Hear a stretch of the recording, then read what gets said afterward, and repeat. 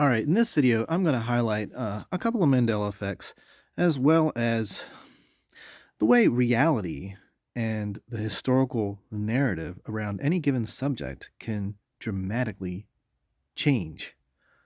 You can begin with believing one thing, being taught one thing when you were younger, and decades later, that whole, what you once considered to be fact, can suddenly become fiction.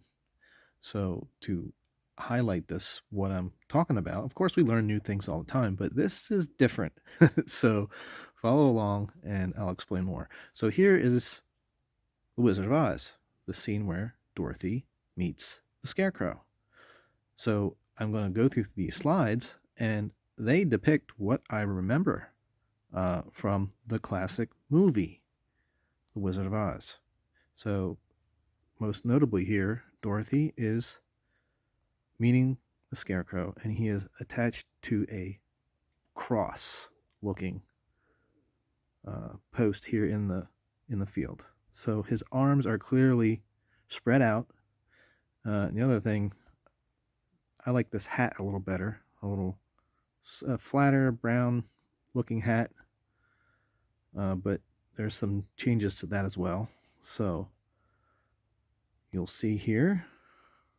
Here's one dramatic presentation play where he appears to not be on a cross, so it looks a little strange. Another one here, just on a post. Looks a little funny. It's just standing there against the post. Okay, I don't remember that. But you can see here, most of these, he's depicted as being on a cross with his arms spread out. Of course, he moves them as he's pointing in different directions in the scene. But that crossbeam is the key piece to highlight. So here's the one where he's just standing there in the cornfield. It just that doesn't look right to me at all. That's not an accurate depiction of the scene from the classic movie. So keep flipping through these. It seems pretty apparent that whoever's putting on these productions clearly remembers the Scarecrow being fixed to a cross in the field. We're getting closer to the actual scene. This looks kind of like it. Dorothy and the Scarecrow. His arms are spread out. But here's what the actual scene looks like. He's just standing up against the post. Well, he's attached to the post, but there's no cross member in that thing. And he's wearing this really tall, pointed, jet black hat, which I just don't remember that. That looks so weird. He looks more like the witch than the Scarecrow. I don't remember it being black. I don't remember it being that tall and pointy either. And he was once attached to something that looked more like a cross than this straight up and down post. Pardon me. That way is a very nice way. Who said that? Don't be silly, Toto. Scarecrows don't talk. It's pleasant down that way, too. That's funny. Wasn't he pointing the other way? Of course, people do go both ways. Why, you did say something, didn't you?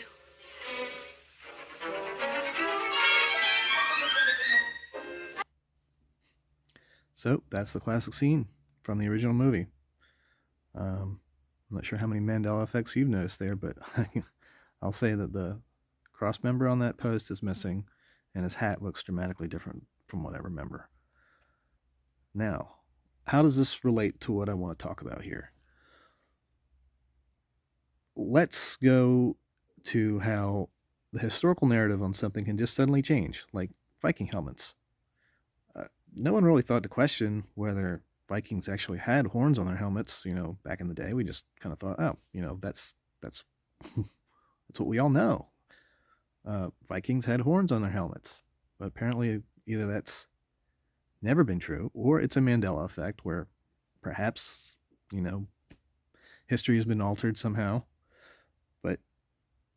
This is the classical depiction that most all of us remember of Vikings looking like. But turns out that's not accurate at all. This is more like what their helmets actually look like.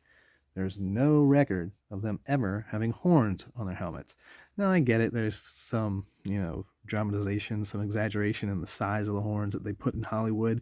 They weren't walking around with something with looked like Texas Longhorns on their helmets. I get that, but I think the imposing figure of some of these smaller horns that this would depict on their helmets would strike fear in their enemies, and I think that was accurate. I mean, the reality I came from, I think Vikings did have horns on their helmets. But anyway, now it's not true. They look something more like this. Okay, all right. So either it's a Mandela effect or we just all learned something new. I'm not really sure about that one, but that's just an example of how the historical narrative around any given subject can just seem to change from what you grew up with. Here's another one. Do you remember this scene? This is the depiction of Betsy Ross, who is credited with creating uh, the, America's first flag. She was, commissioned by George Washington to do so, and she presented it to him. And there's this classic painting, many depictions of this scene with Betsy Ross presenting America's first flag to George Washington. And it never happened. Apparently, it's a complete fabrication. This scene never happened. Betsy Ross has not been credited anywhere with creating the original flag of the United States. Were you aware of this? I sure wasn't. So here's the AI overview of the creation of our first flag. The design of the first flag, American flag, is often attributed to Francis Hopkinson. Never heard of him. A signer of the Declaration of Independence and a member of the Congressional Congress. While Betsy Ross is widely believed to have sewn the first flag, there's no definitive evidence to support her role in that design. The Continental Congress formally adopted the Stars and Stripes as the official flag in June 14, 1777. So here's that picture depicting Betsy Ross doing something that historically never never happened. So that story, that account, which was once hard fact when I was growing up in school, has now been relegated to myth and legend. So, now, how does this all relate to what I'm going to present next? Well, did you know that there might actually be some controversy as to how Jesus was crucified? Which, from what I remember growing up, there was no controversy there whatsoever. But now there is some talk about whether or not he was actually crucified on a cross or a stake. So just like the Scarecrow from The Wizard of Oz, there might be a new account of Jesus being crucified on a stake and not a cross. Now, so far, this is only something that the Jehovah's Witness actually believe in their teachings, and they'll go back to the Greek word staros, which they say translates as stake and not cross. This is not in the mainstream narrative or at all. Scholars will still say that the evidence suggests that Jesus was crucified on a cross. However, this is kind of interesting. That this debate is coming up, especially since I just noticed that Hazel Fiver pointed this out in one of his videos that the Scarecrow is no longer on a cross, which that could be an older Mandela effect. That's just kind of new for me, but now it seems to relate to this. I asked, was Jesus crucified? How was Jesus crucified? So the AI overview says, while the Bible doesn't explicitly detail the exact shape of the instrument of Jesus' execution, it's generally understood that he was crucified on a type of stake or upright post. The Greek word staros, often translated as cross, is more accurately understood to mean an upright stake or beam. The Bible also uses the word xylon, Greek for tree, to describe the instrument, further suggesting an upright post. Now, this is interesting. Uh, this AI overview is saying that, well, it appears that Jesus was crucified on a stake, not a cross. Is this somehow now in the process of changing? Are we gonna suddenly hear, you know, historians, teachers, scholars, archaeologists dig up evidence that suggests that, oh, turns out Jesus was not crucified on a cross; it was actually a stake. Uh, this could be happening. Who knows? And what's also interesting is how Bibles also are changing to reflect this new narrative, whatever it is. So there are Mandela effects where the words do actually seem to be changing. Like the printed words in the Bible that we grew up with, are being altered. And then there's the other way that the Bible can be changed. And I noticed this when I, read the NIV, the New International Version of the Bible, Genesis 1:6, and it said this, and God said, let there be a vault between the waters to separate water from water. So God made the vault and separated the water under the vault from the water above it. And it was so. God called the vault sky. What? Vault? I grew up reading the King James and the NIV, and it didn't say vault. Now, immediately my mind thinks this is a Mandela effect.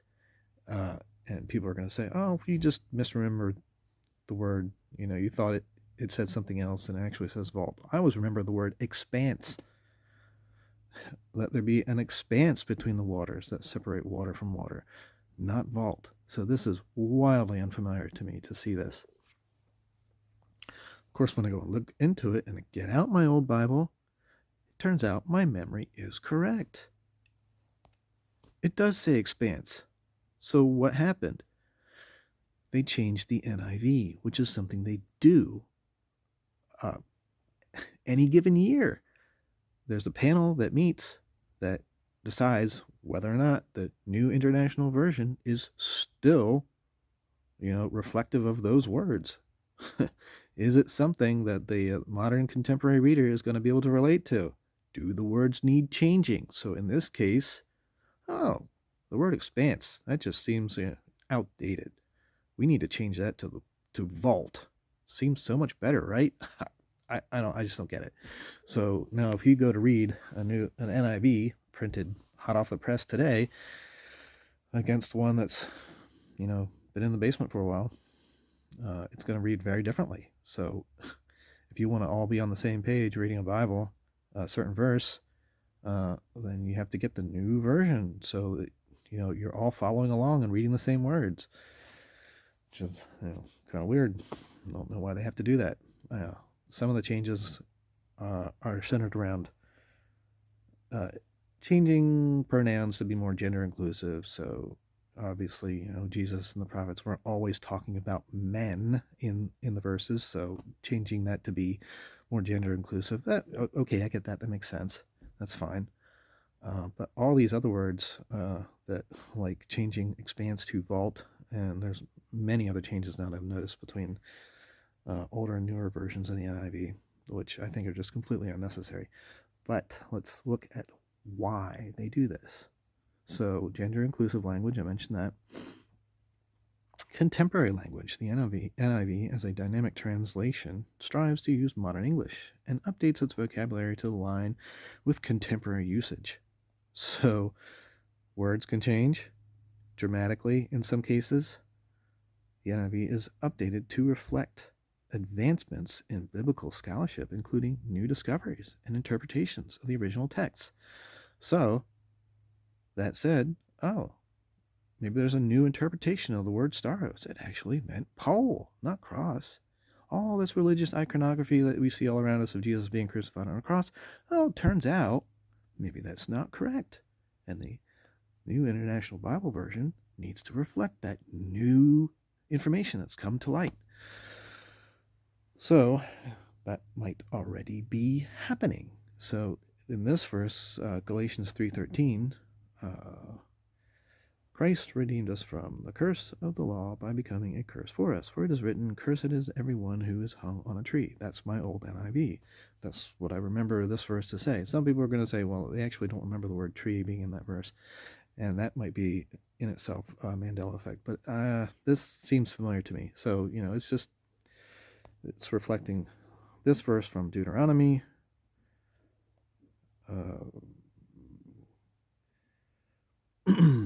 Be sure to bury it the same day, because anyone who is hung, see this, on a pole is under God's curse. The other verses say, for anyone who is hung is cursed. A man who is a hanged man is cursed. And it does say tree and other versions too. So the NIV now says pole, and even Galatians says that too.